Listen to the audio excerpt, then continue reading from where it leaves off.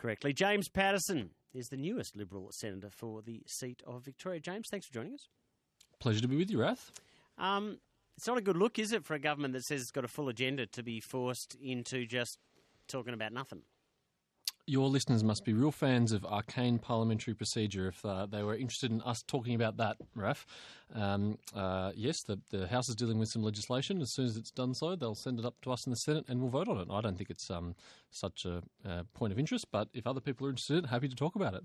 It's not a problem. I mean, it's only sat for 3 days since the election, the Senate, and that's 72 days ago. If you've got a full agenda, at the least, it's not a good look, is it? No, I don't agree, Raf. Because a lot of these bills deal with money and the Senate can't originate money bills, they have to be passed through the House before they can be sent to the Senate. Because we had a double dissolution, both of the houses were completely emptied and re-elected, so there is no legislation waiting for us to deal with until the House has dealt with it. We're at the mercy of the House. We will look forward to the legislation when we receive it, and it will be very promptly. Adds meat to the bones of Labor's argument, doesn't it, that you don't actually have a workable majority in the lower house? Oh, not when, in part, they are trying to obstruct it for no good reason at all. I mean, some of the bills that are before the House are not particularly contentious. We can talk about the detail of that, but they're obstructing it just for... They're obstructing it just for theatre, just for their own personal enjoyment and entertainment, perhaps. I don't really think that that's what the Australian people sent us to Canberra to do. I think they sent us there to transact business on their behalf and to get things done, and that's what the government would like to do. But if the Labor Party wants to play games, well, that is their prerogative. We can't stop them from doing that. It looks to my eyes, James Paterson, as though Labor is very much crab-walking towards opposing a vote, a plebiscite on same-sex marriage. This is one of the warnings that the opposition leader gave in Parliament today. A no campaign would be an emotional torment for gay teenagers. And if one child commits suicide over the plebiscite, then that is one too many. I imagine if Labor's mentioning that fear, it means they're not going to go with the plebiscite, James Paterson, but you're not from that side of politics, so I won't ask you what they're going to do. Are Bill Shorten's fears well-founded, do you think? Oh, I think that was a pretty unfair thing to put on the shoulders of those who support a plebiscite. There are many people, such as myself, who support same-sex marriage and also think that a plebiscite is an entirely reasonable way to deal with the issue.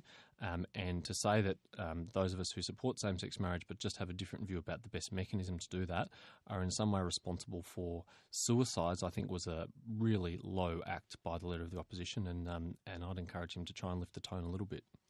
We don't seem to have a great public way of talking about this issue. Do you think that's fair? I think we can. I don't see any reason why we can't have a good way of talking about this issue. It is an issue which people feel very passionately about, which they're very sincere about. There is a wide range of views, but there is no reason why it can't be a perfectly respectable debate, why it can't be a debate where people are heard and have an opportunity to say what they feel. I don't see there's anything preventing us from doing that. James Paterson's Liberal Centre for Victoria. James, it looks... Well, it is not a good look again. There are senior church figures who are saying unambiguously it is their very clear recollection the Prime Minister promised taxpayer funds for the yes and no cases. The Prime Minister is effectively putting up his word against those of some senior church leaders. Who do you believe? Well, I mean, I can't usefully adjudicate that given that I wasn't there, but if the Prime Minister says that he didn't give an undertaking, then I'd certainly take him at his word. Perhaps it's better to talk about, though, the merits of the issue, which is should there be public funding or not. The government has said if there is, it will be equal, and if there is, my hope would be it would be also minimal. But ideally, my personal view is that there should not be public funding for either the yes or the no case.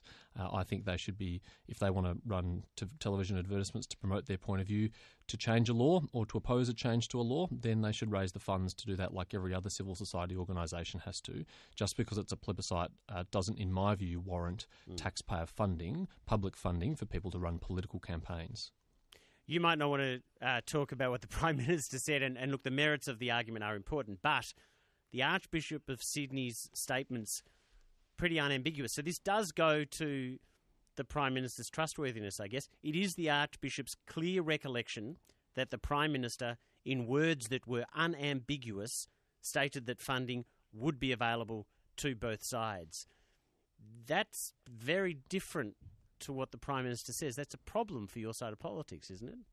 Well, I'm not really sure that there's much I can add to that, Raf. I mean, the Prime Minister has said what his recollection of the meeting was. The Archbishop is entitled to have his recollection. I wasn't there.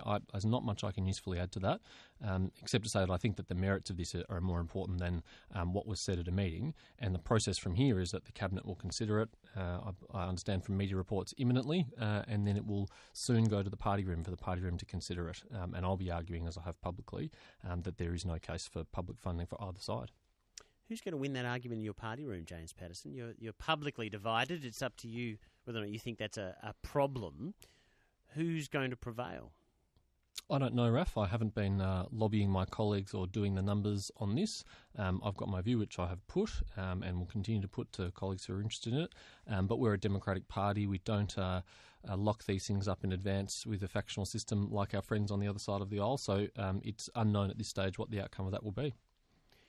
What's the most significant achievement of the Prime Minister's 12 months in the job?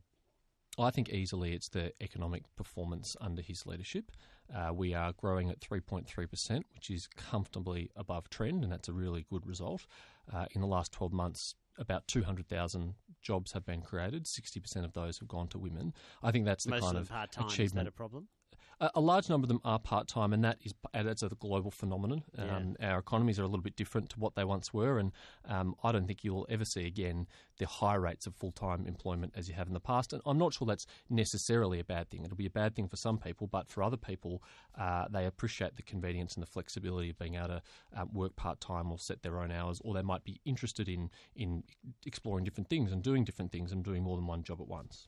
I guess the crucial question is whether or not your plans for the economy satisfy the largest number of people. And I imagine, impossible to know, but I imagine more people want a full-time job than a part-time job. But full-time jobs have gone backwards every month this year. That's a problem, no? I think for quite a long time, the vast majority of jobs in our economy will still be full-time jobs, and most people will want and will work in full-time jobs. But many people don't want to work full-time jobs. Many people are happy to work part-time jobs. But the most important thing for government is how can we make it as easy as possible for business to create jobs, whether they're full-time or part-time. We want more, and I think the record so far is a good one. You don't look like a very united party at the moment, James Paterson. There's any number of people saying different things publicly, and Tony Abbott is being reported as, I guess, not instigating division, but reflecting a little bit of division. Do you think you're in trouble as a party? I think we're having a healthy internal debate on some philosophical issues and some policy issues, and I think actually that there's nothing unhealthy about that. That's a normal thing that a political party should go through, and it doesn't worry me that there are people in my party who have different views to me, and I think it's a great thing that we can have a debate, and one of us will prevail and some of us won't, but that's okay.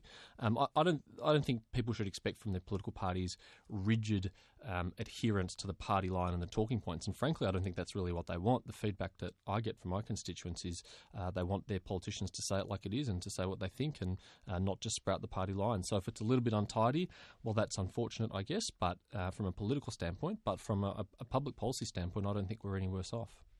James Paterson, thank you once again. Pleasure to be with you. Thank you. James Paterson, Liberal Senator for the state of Victoria.